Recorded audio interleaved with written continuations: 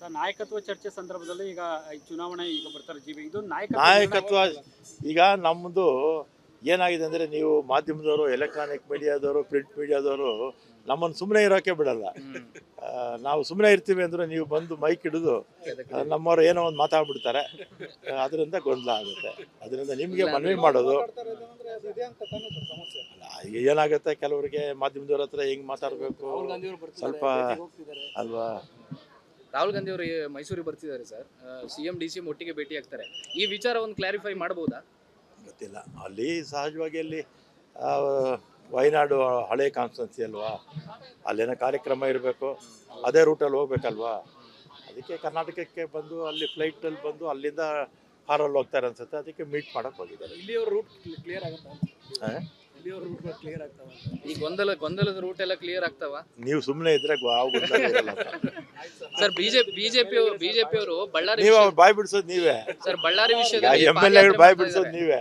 ನೀವು ಹೋಗಿ ಮೈಕ್ ಹಿಡಿತೀರಾ, ಅವ್ರು ಒಂದೇನೋ ಒಂದು ಹೇಳ್ಬಿಡ್ತಾರೆ. ಸರ್ಕಾರದ ವೈಫಲ್ಯ ಖಂಡಿಸಿ ಬಿಜೆಪಿ ಅವರು ಪಾದಯಾತ್ರೆ ಮಾಡ್ತಿದ್ದಾರೆ. ಬಳ್ಳಾರಿ ವಿಷಯ, ಡ್ರಗ್ಸ್ ವಿಷಯ, ಹುಬ್ಳಿ ವಿಷಯ, ಕೋಗಿಲು ವಿಷಯ ಇದೆಲ್ಲ ಇಟ್ಕೊಂಡು. ಆಮೇಲೆ ಕೋಗಿಲು ವಿಚಾರದಲ್ಲಿ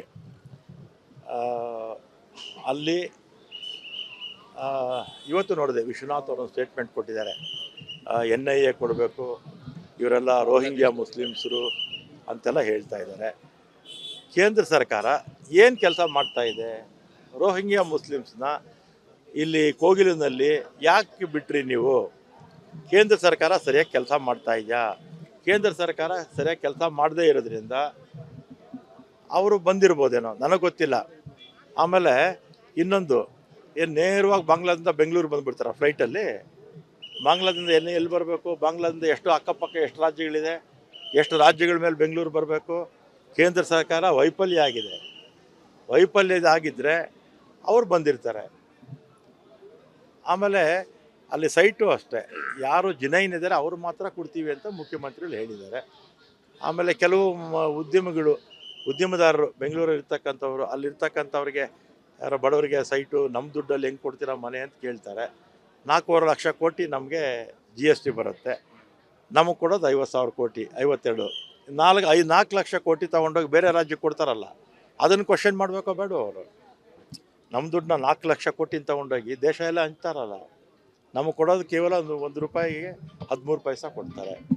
ಆಮೇಲೆ ನಮ್ಮಲ್ಲಿ ಈ ಲೀಡರ್ಶಿಪ್ ಬಗ್ಗೆ ಸ್ವಲ್ಪ ಮಾತುಕತೆ ಬಿಟ್ಟರೆ ಕೆಲಸ ಕಾರ್ಯಗಳಲ್ಲಿ ಏನು ಸಮಸ್ಯೆ ಏನೂ ಇಲ್ಲ. ಪ್ರತಿ ವಾರ ಕನಿಷ್ಠ ವಾರಕ್ಕೆ 2 ಕಡೆ ಮುಖ್ಯಮಂತ್ರಿಗಳು, ಉಪಮುಖ್ಯಮಂತ್ರಿಗಳು ಹೋಗಿ ಶಂಕುಸ್ಥಾಪನೆಗಳು, ಉದ್ಘಾಟನೆಗಳು ಮಾಡಿ ಬರ್ತಾ ಇದ್ದಾರೆ. BJP ಸರ್ಕಾರದಲ್ಲಿ ಏನು ಸಾಧನೆ ಮಾಡಿದ್ದು ಹೇಳ್ರಪ್ಪ? ಸಾಲ ಮಾಡಿದ್ದು ಬಿಟ್ಟರೆ, ಸಾಲವನ್ನು ಮಾಡಿ 80,000 ಕೋಟಿ ಬಿಲ್ಸ್ ಬಾಕಿ ಇಟ್ಟೋಗಿದ್ರು BJPಯವರು. ಆಮೇಲೆ ಹಣ ಇಲ್ಲದೇ ಬಡ್ಜೆಟ್ ಬಿಟ್ಟು, ನಾನು ಹೇಳ್ತಿರೋದು 2.5 ಲಕ್ಷ ಕೋಟಿ ಎಸ್ಟಿಮೇಟ್ಸ್ ಅಪ್ರೂವ್ ಮಾಡಿಬಿಟ್ಟು ಹೋಗ್ಬಿಟ್ರು ಬೊಮ್ಮಾಯಿ ಸರ್ಕಾರದಲ್ಲಿ. ಸುಮಾರು CM ಸ್ಪೆಷಲ್ ಗ್ರ್ಯಾಂಟ್ ಅಂತ 1,40,000 ಕೋಟಿಗಿಂತಲೂ ಹೆಚ್ಚು ಸ್ಪೆಷಲ್ ಗ್ರ್ಯಾಂಟ್ ಅಂತ ಸ್ಯಾಂಕ್ಷನ್ ಮಾಡೋಗ್ಬಿಟ್ರು. ಅದಕ್ಕೆ ದುಡ್ಡೇ ಇಲ್ಲ.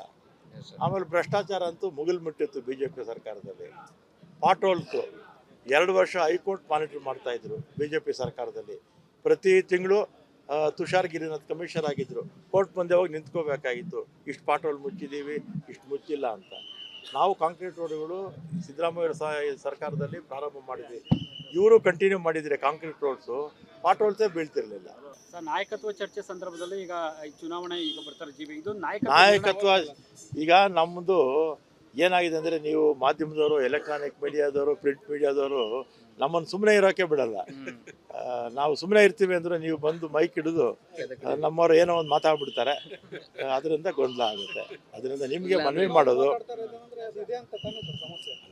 ಏನಾಗುತ್ತೆ ಕೆಲವರಿಗೆ ಮಾಧ್ಯಮದವ್ರ ಹತ್ರ ಹೆಂಗೆ ಮಾತಾಡಬೇಕು ಸ್ವಲ್ಪ ಅಲ್ವಾ. ರಾಹುಲ್ ಗಾಂಧಿ ಅವರು ಮೈಸೂರಿಗೆ ಬರ್ತಿದ್ದಾರೆ ಸರ್, CM DCM ಒಟ್ಟಿಗೆ ಭೇಟಿ ಆಗ್ತಾರೆ. ಈ ವಿಚಾರವನ್ನು ಕ್ಲಾರಿಫೈ ಮಾಡಬಹುದಾ? ಗೊತ್ತಿಲ್ಲ. ಅಲ್ಲಿ ಸಹಜವಾಗಿ ಅಲ್ಲಿ ವಯನಾಡು ಹಳೆ ಕಾನ್ಸ್ಟನ್ಸಿ ಅಲ್ವಾ, ಅಲ್ಲೇನೋ ಕಾರ್ಯಕ್ರಮ ಇರಬೇಕು, ಅದೇ ರೂಟಲ್ಲಿ ಹೋಗ್ಬೇಕಲ್ವಾ. ಅದಕ್ಕೆ ಕರ್ನಾಟಕಕ್ಕೆ ಬಂದು ಅಲ್ಲಿ ಫ್ಲೈಟಲ್ಲಿ ಬಂದು ಅಲ್ಲಿಂದ ಕಾರಲ್ಲಿ ಹೋಗ್ತಾರೆ ಅನ್ಸುತ್ತೆ. ಅದಕ್ಕೆ ಮೀಟ್ ಮಾಡಕ್ಕೆ ಹೋಗಿದ್ದಾರೆ. ಇಲ್ಲಿಯವರು ರೂಟ್ ಕ್ಲಿಯರ್ ಆಗುತ್ತಾ? ಈ ಗೊಂದಲದ ರೂಟ್ ಎಲ್ಲ ಕ್ಲಿಯರ್ ಆಗ್ತಾವ? ನೀವು ಸುಮ್ಮನೆ ಇದ್ರೆ ಸರ್ ಬಿಜೆಪಿ ಅವರು ಬಳ್ಳಾರಿ ನೀವು ಬಾಯ್ ಬಿಡಿಸೋದು ನೀವೇ. ಸರ್ ಬಳ್ಳಾರಿ ವಿಷಯದಲ್ಲಿ MLA ಬಾಯ್ ಬಿಡಿಸೋದು ನೀವೇ.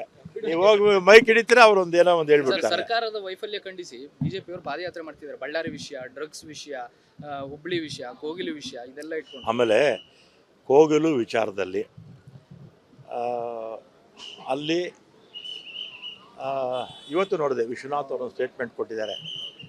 NIA ಕೊಡಬೇಕು, ಇವರೆಲ್ಲ ರೋಹಿಂಗ್ಯಾ ಮುಸ್ಲಿಮ್ಸರು ಅಂತೆಲ್ಲ ಹೇಳ್ತಾ ಇದ್ದಾರೆ. ಕೇಂದ್ರ ಸರ್ಕಾರ ಏನು ಕೆಲಸ ಮಾಡ್ತಾ ಇದೆ? ರೋಹಿಂಗ್ಯಾ ಮುಸ್ಲಿಮ್ಸ್ನ ಇಲ್ಲಿ ಕೋಗಿಲಿನಲ್ಲಿ ಯಾಕೆ ಬಿಟ್ರಿ ನೀವು? ಕೇಂದ್ರ ಸರ್ಕಾರ ಸರಿಯಾಗಿ ಕೆಲಸ ಮಾಡ್ತಾ ಇದೆಯಾ? ಕೇಂದ್ರ ಸರ್ಕಾರ ಸರಿಯಾಗಿ ಕೆಲಸ ಮಾಡದೇ ಇರೋದ್ರಿಂದ ಅವರು ಬಂದಿರ್ಬೋದೇನೋ, ನನಗೆ ಗೊತ್ತಿಲ್ಲ.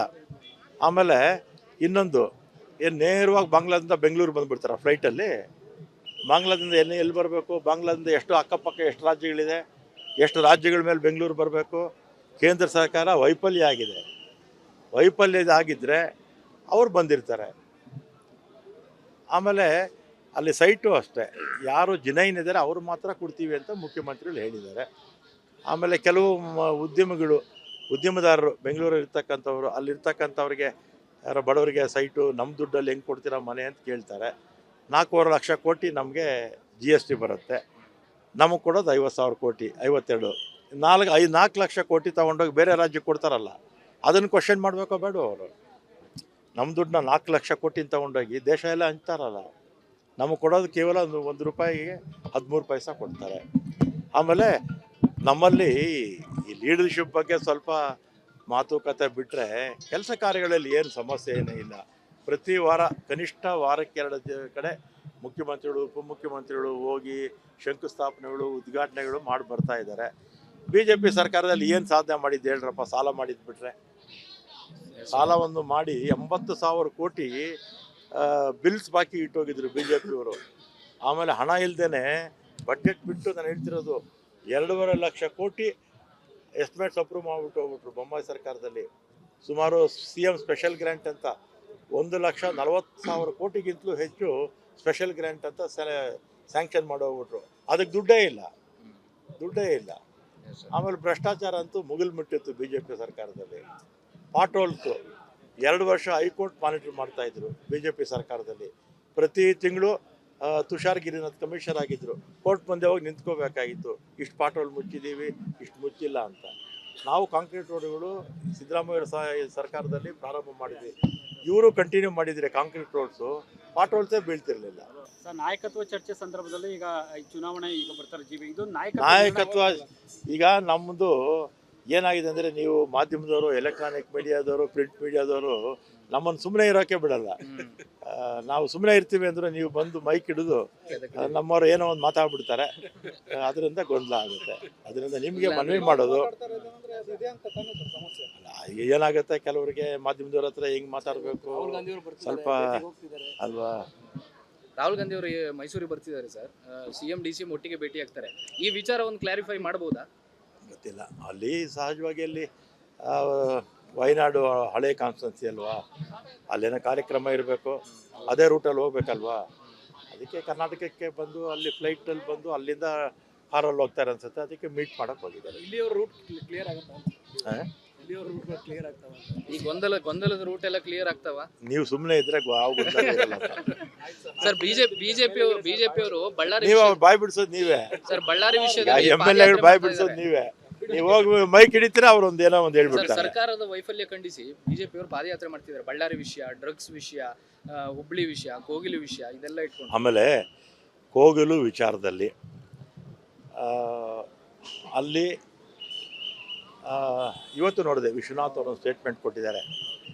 NIA ಕೊಡಬೇಕು, ಇವರೆಲ್ಲ ರೋಹಿಂಗ್ಯಾ ಮುಸ್ಲಿಮ್ಸರು ಅಂತೆಲ್ಲ ಹೇಳ್ತಾ ಇದ್ದಾರೆ. ಕೇಂದ್ರ ಸರ್ಕಾರ ಏನು ಕೆಲಸ ಮಾಡ್ತಾ ಇದೆ?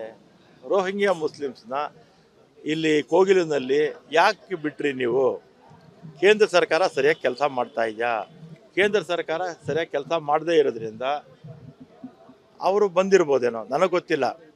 ಆಮೇಲೆ ಇನ್ನೊಂದು, ಏನು ನೇರವಾಗಿ ಬಾಂಗ್ಲಾದಿಂದ ಬೆಂಗಳೂರು ಬಂದುಬಿಡ್ತಾರೆ ಫ್ಲೈಟಲ್ಲಿ? ಬಾಂಗ್ಲಾದಿಂದ ಎಲ್ಲಿ ಬರಬೇಕು? ಬಾಂಗ್ಲಾದಿಂದ ಎಷ್ಟು ಅಕ್ಕಪಕ್ಕ ಎಷ್ಟು ರಾಜ್ಯಗಳಿದೆ, ಎಷ್ಟು ರಾಜ್ಯಗಳ ಮೇಲೆ ಬೆಂಗಳೂರು ಬರಬೇಕು? ಕೇಂದ್ರ ಸರ್ಕಾರ ವೈಫಲ್ಯ ಆಗಿದೆ. ವೈಫಲ್ಯದಾಗಿದ್ದರೆ ಅವ್ರು ಬಂದಿರ್ತಾರೆ. ಆಮೇಲೆ ಅಲ್ಲಿ ಸೈಟು ಅಷ್ಟೇ, ಯಾರು ಜಿನೈನ್ ಇದ್ದಾರೆ ಅವರು ಮಾತ್ರ ಕೊಡ್ತೀವಿ ಅಂತ ಮುಖ್ಯಮಂತ್ರಿಗಳು ಹೇಳಿದ್ದಾರೆ. ಆಮೇಲೆ ಕೆಲವು ಉದ್ಯಮದಾರರು ಬೆಂಗಳೂರಲ್ಲಿ ಇರ್ತಕ್ಕಂಥವ್ರು ಅಲ್ಲಿರ್ತಕ್ಕಂಥವ್ರಿಗೆ ಯಾರೋ ಬಡವರಿಗೆ ಸೈಟು ನಮ್ಮ ದುಡ್ಡಲ್ಲಿ ಹೆಂಗೆ ಕೊಡ್ತೀರಾ ಮನೆ ಅಂತ ಕೇಳ್ತಾರೆ. 4.5 ಲಕ್ಷ ಕೋಟಿ ನಮಗೆ GST ಬರುತ್ತೆ, ನಮಗೆ ಕೊಡೋದು 50,000 ಕೋಟಿ, 52. 4 ಲಕ್ಷ ಕೋಟಿ ತೊಗೊಂಡೋಗಿ ಬೇರೆ ರಾಜ್ಯಕ್ಕೆ ಕೊಡ್ತಾರಲ್ಲ, ಅದನ್ನು ಕ್ವಶನ್ ಮಾಡಬೇಕೋ ಬೇಡ? ಅವರು ನಮ್ಮ ದುಡ್ಡನ್ನ 4 ಲಕ್ಷ ಕೋಟಿ ತೊಗೊಂಡೋಗಿ ದೇಶ ಎಲ್ಲ ಹಂಚ್ತಾರಲ್ಲ, ನಮಗೆ ಕೊಡೋದು ಕೇವಲ ಒಂದು ರೂಪಾಯಿಗೆ 13 ಪೈಸೆ ಕೊಡ್ತಾರೆ. ಆಮೇಲೆ ನಮ್ಮಲ್ಲಿ ಈ ಲೀಡರ್ಶಿಪ್ ಬಗ್ಗೆ ಸ್ವಲ್ಪ ಮಾತುಕತೆ ಬಿಟ್ಟರೆ ಕೆಲಸ ಕಾರ್ಯಗಳಲ್ಲಿ ಏನು ಸಮಸ್ಯೆ ಏನೂ ಇಲ್ಲ. ಪ್ರತಿ ವಾರ ಕನಿಷ್ಠ ವಾರಕ್ಕೆ 2 ಕಡೆ ಮುಖ್ಯಮಂತ್ರಿಗಳು ಉಪಮುಖ್ಯಮಂತ್ರಿಗಳು ಹೋಗಿ ಶಂಕುಸ್ಥಾಪನೆಗಳು ಉದ್ಘಾಟನೆಗಳು ಮಾಡಿ ಬರ್ತಾ ಇದ್ದಾರೆ. BJP ಸರ್ಕಾರದಲ್ಲಿ ಏನು ಸಾಧನೆ ಮಾಡಿದ್ದು ಹೇಳ್ರಪ್ಪ? ಸಾಲ ಮಾಡಿದ್ದು ಬಿಟ್ಟರೆ ಸಾಲವನ್ನು ಮಾಡಿ 80,000 ಕೋಟಿ ಬಿಲ್ಸ್ ಬಾಕಿ ಇಟ್ಟೋಗಿದ್ರು BJPಯವರು. ಆಮೇಲೆ ಹಣ ಇಲ್ಲದೇ ಬಡ್ಜೆಟ್ ಬಿಟ್ಟು ನಾನು ಹೇಳ್ತಿರೋದು 2.5 ಲಕ್ಷ ಕೋಟಿ ಎಸ್ಟಿಮೇಟ್ಸ್ ಅಪ್ರೂವ್ ಮಾಡಿಬಿಟ್ಟು ಹೋಗ್ಬಿಟ್ರು ಬೊಮ್ಮಾಯಿ ಸರ್ಕಾರದಲ್ಲಿ. ಸುಮಾರು CM ಸ್ಪೆಷಲ್ ಗ್ರ್ಯಾಂಟ್ ಅಂತ 1,40,000 ಕೋಟಿಗಿಂತಲೂ ಹೆಚ್ಚು ಸ್ಪೆಷಲ್ ಗ್ರ್ಯಾಂಟ್ ಅಂತ ಸ್ಯಾಂಕ್ಷನ್ ಮಾಡೋಗ್ಬಿಟ್ರು. ಅದಕ್ಕೆ ದುಡ್ಡೇ ಇಲ್ಲ. ಆಮೇಲೆ ಭ್ರಷ್ಟಾಚಾರ ಅಂತೂ ಮುಗಿಲು ಮುಟ್ಟಿತ್ತು BJP ಸರ್ಕಾರದಲ್ಲಿ. ಪಾಟ್ ಹೋಲ್ಸು 2 ವರ್ಷ ಹೈಕೋರ್ಟ್ ಮಾನಿಟರ್ ಮಾಡ್ತಾಯಿದ್ರು BJP ಸರ್ಕಾರದಲ್ಲಿ. ಪ್ರತಿ ತಿಂಗಳು ತುಷಾರ್ ಗಿರಿನಾಥ್ ಕಮಿಷನರ್ ಆಗಿದ್ದರು, ಕೋರ್ಟ್ ಮುಂದೆ ಹೋಗಿ ನಿಂತ್ಕೋಬೇಕಾಗಿತ್ತು, ಇಷ್ಟು ಪಾಟ್ ಹೋಲ್ ಮುಚ್ಚಿದ್ದೀವಿ, ಇಷ್ಟು ಮುಚ್ಚಿಲ್ಲ ಅಂತ.